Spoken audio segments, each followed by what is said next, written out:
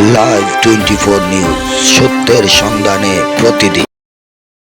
আসছেন, আপনাদের সবাইকে আমি আন্তরিকভাবে মোবারকবাদ জানাচ্ছি।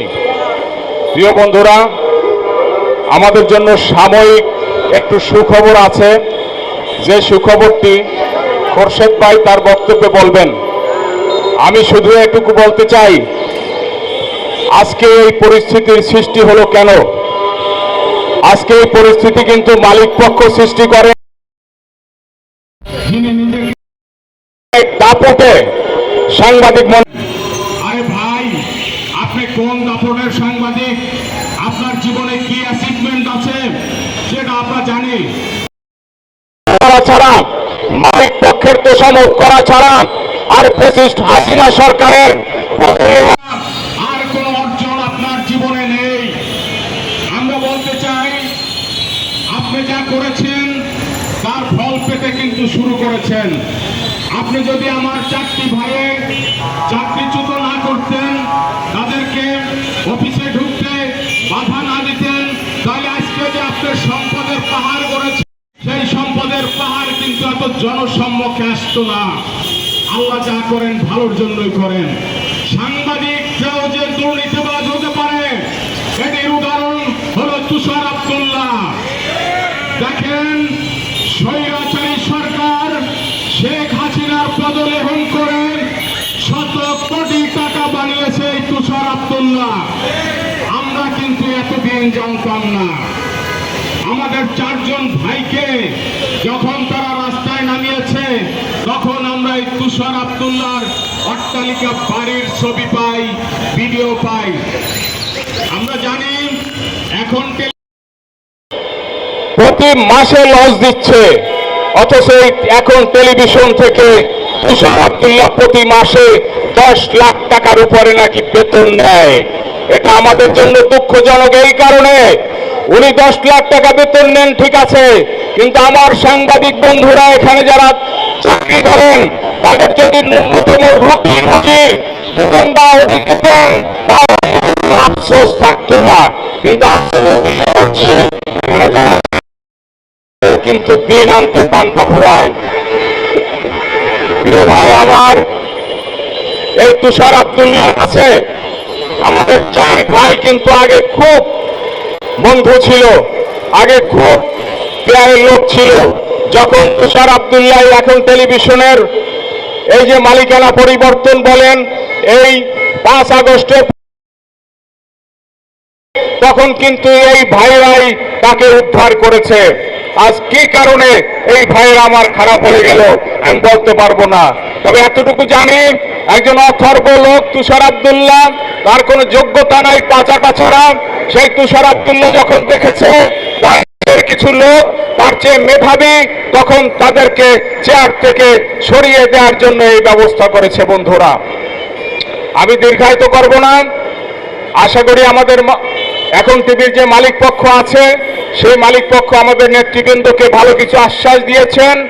আমরা চাই ভালো কিছু হোক। আমরা চাই আমাদের ঘুরছে তারা অফিসে যাক, তারা কাজ করুক, তারা কাজ করে খেতে চায়, তারা চুরি করে না, দালালি করে না, পদগ্রহণ করে না, কারো পা চাটে না, তারা কাজ করে তাদের জীবন জীবিকা নির্বাহ করতে চায়। বন্ধুরা আমার,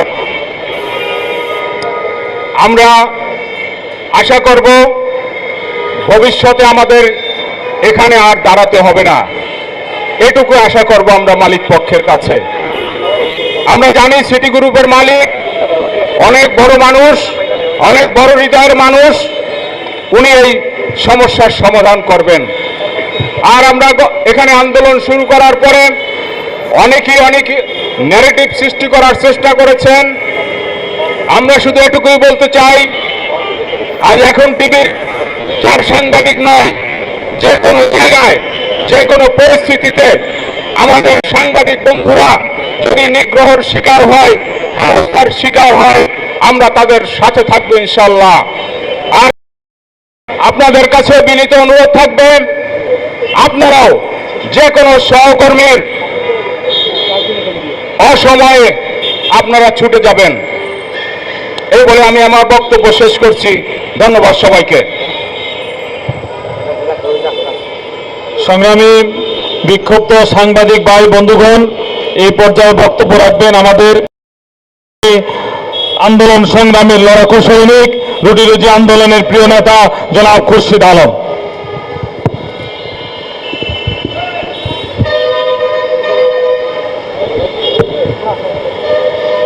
বিসমিল্লাহির রহমানির রহিম। এখন টিভির ৬০ জন সাংবাদিকের চাকরি চুরির প্রতিবাদে ঢাকা সাংবাদিক ইউনিয়ন কর্তৃক আয়োজিত আজকের অনুষ্ঠানে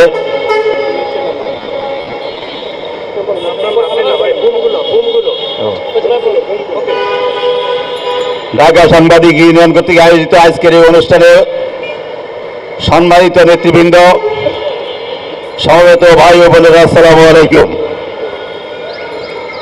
বন্ধুরা আমার, আজ থেকে 3 দিন আগে আমরা এখানে একটি সমাবেশ করেছিলাম। সেই সমাবেশ থেকে ঢাকা সাংবাদিক ইউনিয়নের পক্ষ থেকে এখন টিভি কর্তৃপক্ষকে 72 ঘন্টা সময় বেঁধে দেওয়া হয়েছিল। সেই 72 ঘন্টা সময়ের মধ্যে তারা সুস্পষ্টভাবে আমাদের কোনো বিষয়টি সুরাহার কোনো ইঙ্গিত না দেয় আমাদের আজকে এখানে দাঁড়াতে হয়েছে। বন্ধুরা আমার, আমি আপনাদের এই কথাটি অত্যন্ত দুঃখ এবং ভারাক্রান্ত হৃদয়ে বলতে চাই, ঢাকা সাংবাদিক ইউনিয়নের কোন সদস্য যখন চাকরিচ্যুত হয় তখন মালিক পক্ষ কর্তৃপক্ষ কর্তৃক গিয়ে তারা চাকরিচ্যুত হয়ে থাকেন এবং ঢাকা সাংবাদিক ইউনিয়নকে মালিকের বিরুদ্ধে লড়াই আন্দোলন সংগ্রাম করতে হয়। কিন্তু আজকের পরিবেশ, আজকের অবস্থাটা কি? আমরা যেখানে দাঁড়িয়ে আছি এই হাউসে আমাদের ৬০ জন সহকর্মীর চাকরিচ্যুতির বিষয়ে মালিক পক্ষের কোনো হাত নেই, মালিক পক্ষ জানেন না। চাকরিচ্যুত করার উদ্যোগ কে নিয়েছেন? তিনি একজন সাংবাদিক, তিনি ঢাকা রিপোর্টার্স ইউনিটির সদস্য। তিনি ঢাকা সাংবাদিক ইউনিটির সদস্য হয়ে থাকলে, তিনি যদি রিপোর্টার্স ইউনিটির সদস্য হয়ে থাকেন, তাহলে কিভাবে তার একজন সহকর্মী চাকরিচ্যুতির উদ্যোগ নেন সেই বিষয়ে আমরা বিস্মিত হই, আমরা অত্যন্ত ভারাক্রান্ত এই জায়গাটায়। জনাব তুষার আব্দুল্লাহ, আপনাকে আমরা সেদিন এসেছিলাম আমাদের সহকর্মী হিসেবে, আপনাকে অনুরোধ করেছিলাম ভুল ত্রুটি মানুষ মাত্র যদি হয়ে থাকে সকল ভুলের উদ্ধার, সকল ভুলের অবসান ঘটিয়ে আপনি আমাদের 4 জন সহকর্মীকে আপনার সাথে কাজ করার সুযোগ করে দিন। আমরা এখানে কোনো ধরনের বিষয়ে জড়াতে চাই না, কিন্তু আব্দুল্লাহ সাহেব, এই হাউস থেকে আপনি সহ আপনার সহকর্মীরা বলেছেন সাংবাদিকদেরকে কিভাবে কিনতে হয়, কিভাবে তাদের উদ্যোগ নিবারণ করতে হয় সেটা আপনি জানেন, আপনার সহকর্মীরা কর্তৃপক্ষ জানে। আব্দুল্লাহ সাহেব কত কোটি টাকার মালিক হয়েছেন, ঢাকা সাংবাদিকের নেতৃবৃন্দকে কিনবেন আপনি? খুরশিদ আলমকে কেনার মতো টাকা কি আপনার হয়েছে? ইতিহাস সম্পর্কে জানেন না, আর জানেন না বলে এদের বক্তব্য রাখেন, এই ধরনের কথা বলেন। আমি আজকে আবারও সাবধান করে দিতে চাই, সাংবাদিক নেতাদের ব্যাপারে, ইউনিয়নের ব্যাপারে, সাংবাদিকদের ব্যাপারে এই ধরনের অযাচিত উদ্ভট কথাবার্তা যদি বলেন, রাস্তায় নেবে হতে পারেন আপনি সহকর্মী, কিন্তু এই ধরনের সহকর্মীরা আজ এক একজন এক এক জায়গায় পালিয়ে বেড়াচ্ছে। কেন পালিয়ে বেড়াচ্ছে এ কথাটি আপনার মনে রাখা উচিত। কারুসিলা সিন্নি খেলেন, মোল্লা ছিলেন না, আপনার আজকে পরিণতি হওয়ার কথা। কিন্তু যাদের কারণে আপনি আজকে এই হাউসে বহাল তবিয়তে আছেন তাদেরকে রাস্তায় নামিয়ে দিয়ে আপনি নানান তকমা লাগিয়ে আপনি বহাল তবিয়তে থাকবেন, এমনটি আশা করা অন্যায়। আমরা সেদিনও বলে গেছিলাম, আমরা আজকেও বলে যেতে চাই, ঢাকা সাংবাদিকের আন্দোলন আছে, আন্দোলনে থাকবে। আমাদের মধ্যে ইতিমধ্যেই আমাদেরকে মালিক কর্তৃপক্ষ থেকে একটি প্রস্তাব দেওয়া হয়েছিল, আজকে রাত্রে তারা আমাদের সাথে আলোচনা বসতে চান এই 4 জন সাংবাদিকের বিষয়ে। আমরা এই রাতে, আজকে রাতে তাদের সাথে আলোচনা করব। আলোচনা যদি ফলপ্রসূ হয় তাহলে অবশ্যই আপনারা যারা কষ্ট করে এসেছেন আপনাদের কাছে কৃতজ্ঞতা এবং ধন্যবাদ জানাই। আর যদি আলোচনার সফলতা না হয় তাহলে আগামীতেও এই রাজপথে আপনাদের সাথে এই বিষয়তে আবারও দেখা হবে সেই প্রত্যাশা রাখছি। এবং সাথে সাথে এই কথাই বলতে চাই, আপনারা যারা এখানে উপস্থিত হয়েছেন, বিভিন্ন ইলেকট্রনিক, প্রিন্ট মিডিয়া এবং অনলাইন মিডিয়া সহ মাল্টিমিডিয়া যারা এখানে উপস্থিত হয়েছেন, কষ্ট করে আপনাদের সহকর্মীর পক্ষে দাঁড়াতে এসেছেন, আপনাদের প্রতি ঢাকা সাংবাদিক ইউনিয়নের পক্ষ থেকে আন্তরিকভাবে কৃতজ্ঞতা এবং ধন্যবাদ জানাচ্ছি। নিরলস ভূমিকা পালন করছেন, কষ্ট করে এখানে উপস্থিত হয়েছেন, তাদের প্রতি কৃতজ্ঞতা জানাচ্ছি।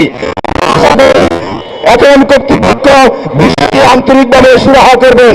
যদি আন্তরিকভাবে সুরাহা না হয় তাহলে আগামীতে আপনাদেরকে রাজপথে দাওয়াত রেখে দিয়ে গেলাম, আগামীতে এই রাজপথে দেখা হবে সেই প্রত্যাশা রেখে আপনাদের সকলকে ধন্যবাদ জানিয়ে শেষ করছি। আল্লাহ হাফেজ।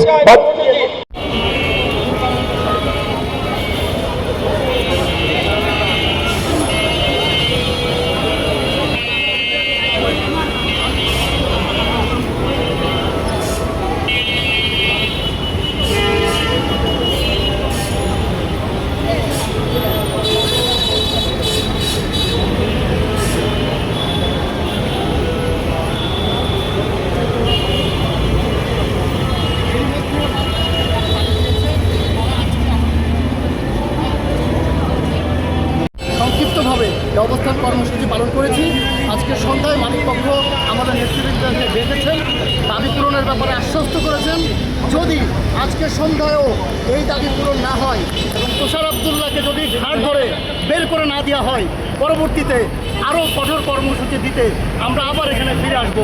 বন্ধুগণ, আপনারা আজকে সন্ধ্যা পর্যন্ত অপেক্ষা করুন। সন্ধ্যায় আশা করছি আমাদের বিজয় নিশ্চিত হবে ইনশাআল্লাহ। কর্মীকে দীর্ঘদিন ধরে এখন টেলিভিশন তাদের কর্মক্ষেত্র থেকে দূরে রেখেছে। তাদের অপরাধ কি সেটাও তারা পরিষ্কার করছে না, এবং কোনো অপরাধ ছাড়া বিনা কারণে 4 জন অপরিহার্য সংবাদকর্মীকে এখন টেলিভিশনে অফিস করতে দেওয়া হচ্ছে না। এর প্রতিবাদ জানাতেই গতদিন আমরা কর্মসূচি করেছি এবং আজকে আমাদের পূর্ব ঘোষিত কর্মসূচি ছিল। তবে মালিক পক্ষের কানে পানি দিয়েছে, তারা ভয় পেয়ে হোক বা যেভাবে হোক আমাদেরকে মূল্যায়ন করেছে। আমাদের নেতৃবৃন্দদেরকে সন্ধ্যায় তারা ডেকেছেন, সন্ধ্যায় বসতে চেয়েছেন। আশা করা যায় সন্ধ্যায় কোনো একটি সমাধান এখানে আসবে। তবে তুষার আব্দুল্লাহর মতো বাটপার যদি এখন টেলিভিশনে থাকে তাহলে এই আন্দোলন আমাদের চলমান থাকবে। আমাদের 4 জন সহকর্মীকে সম্মানের সাথে ফেরত দিতে হবে এবং তুষার আব্দুল্লাহ এদের মানহানির জন্য তার বিরুদ্ধে অবশ্যই পানিশমেন্ট দিতে হবে। একই সাথে আমি আপনাদের মাধ্যমে আবেদন জানাতে চাই, ঢাকা রিপোর্টার্স ইউনিটি এবং ঢাকা সাংবাদিক ইউনিয়নের সদস্য পদ থেকে এই তুষার আব্দুল্লাহকে বহিষ্কার করতে হবে। কারণ সে নিজে তার কোনো সহকর্মীর প্রতি এই অবিচার করার পরে ডিউজের মেম্বার থাকার অধিকার তার নেই, ঢাকা রিপোর্টার্স ইউনিটির সদস্য থাকার তার অধিকার নেই। এজন্য তুষার আব্দুল্লাহকে অপসারণ না করা পর্যন্ত সবাইকে ধন্যবাদ। ভাই ভাই ভাই ভাই ভাই ভাই কালাম ভাই এইবারে কিছু একটা কালাম ভাই বলুন, কালাম ভাই কেনেন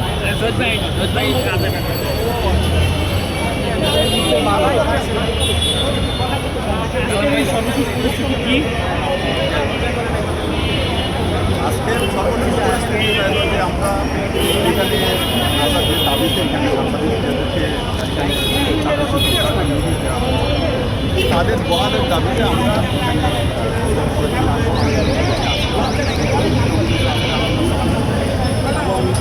এখন পর্যন্ত যাদের বিরুদ্ধে সাংবাদিক ছাঁটাই কমিটি হচ্ছে তারা এখন পর্যন্ত সাংবাদিকের সাথে এই যে 4টি বহালের বিষয়ে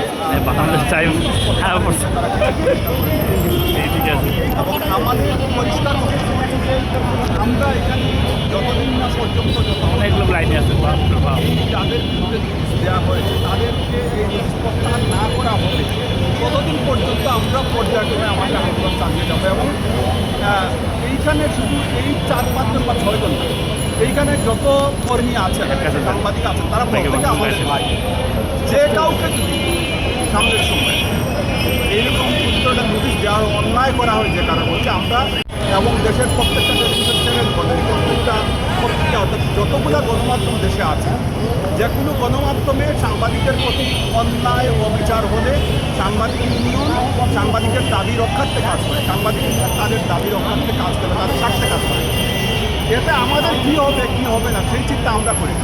কারণ আপনি যখন সাংবাদিকের আপনার সহকর্মীর দায়িত্ব নিয়ে কাজ করবেন, তখন আপনাকে এটা নিশ্চিত আপনারা একটু সালাম দেবেন, আপনার বিরুদ্ধে একটা প্রতিপক্ষ দাঁড়াবে। কারণ প্রত্যেকটা মিডিয়া হাউসে দেখবেন যে মালিকের পা চাটা কিছু গুলাম, এবং এই গুলামদের কারণে প্রত্যেকটা মিডিয়া হাউস ধ্বংস চলে যাওয়ার পরে তারপরে কী হয় যে প্রত্যেকটা সাংবাদিক সেখানে হয়তো দেখবেন যে একটা হাউস আগে স্টেপও যে তার থাকে না, এদের কারণে এই অবস্থাটা। সুতরাং যতটা হাউসে এই গুলামরা আছে, এই পাঁচটা গুলামরা থাকবে, ততটা হাউসে এরা এই ধরনের অস্থিরতা তৈরির চেষ্টা করবে, এবং আমরা সবসময় এদের বিরুদ্ধে রুখে দাঁড়াবো। আমরা সেই অস্থিরতা নিরসনের জন্য কাজ করে যাব, সাংবাদিকের অধিকারের জন্য।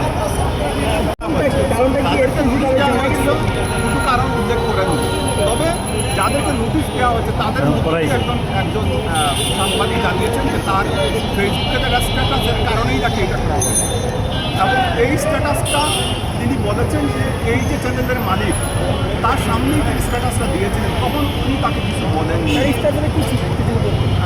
ওই বিষয়টা আমি পরিষ্কার না, স্ট্যাটাসে কী ছিল বিষয়টা আমি পরিষ্কার না, আমি স্ট্যাটাসটা করিনি, এটা তার সুন্দর আমি বলছি। তার ভাষ্য হচ্ছে এটা অন্যায় করা সেটা ছিল না। এমন কথা হচ্ছে যে আপনি যদি কেউ যদি মনে করেন যে আপনার পেশার অথবা আপনার হাউসের স্বার্থ বিরোধী কাজ করে কেউ থাকে, সেক্ষেত্রে আপনি তাকে নোটিশ দেওয়ার পরে তাকে ডেকে নিয়ে বসে আপনি তার কাছে কারণটা চাইতে পারেন যে অপরাধ আপনি কেন করেছেন। এইরকম কোনো কিছু না করে একটা নোটিশের মাধ্যমে তাদেরকে অফিসে ঢুকতে না দেয়। আপনি দেখেন যে এরা কত বড় নন প্রফেশনাল। তারা নোটিশ দেওয়ার পরে এখানে যারা সিকিউরিটিকে বলে দিচ্ছে এরা যেন অফিসে ঢুকতে না পারে। আপনি সিকিউরিটিকে বলবেন যে কেন সে ঢুকবে না, সে আপনার সাথে ঢুকে কথা বলতে পারে না, সে কারণ জানতে পারে না যে আপনি আমাকে কেন চাকরিচ্যুত করবেন, আমাকে নোটিশ দিয়েছেন। এতটা অর্থাৎ আপনার যে অধিকার সেই অধিকারটুকু পর্যন্ত তারা মানুষকে দিতে চায়। সুতরাং সাংবাদিক ইউনিয়ন অধিকারের জন্য কাজ করে, অধিকারের জন্য কাজ করে যাবে।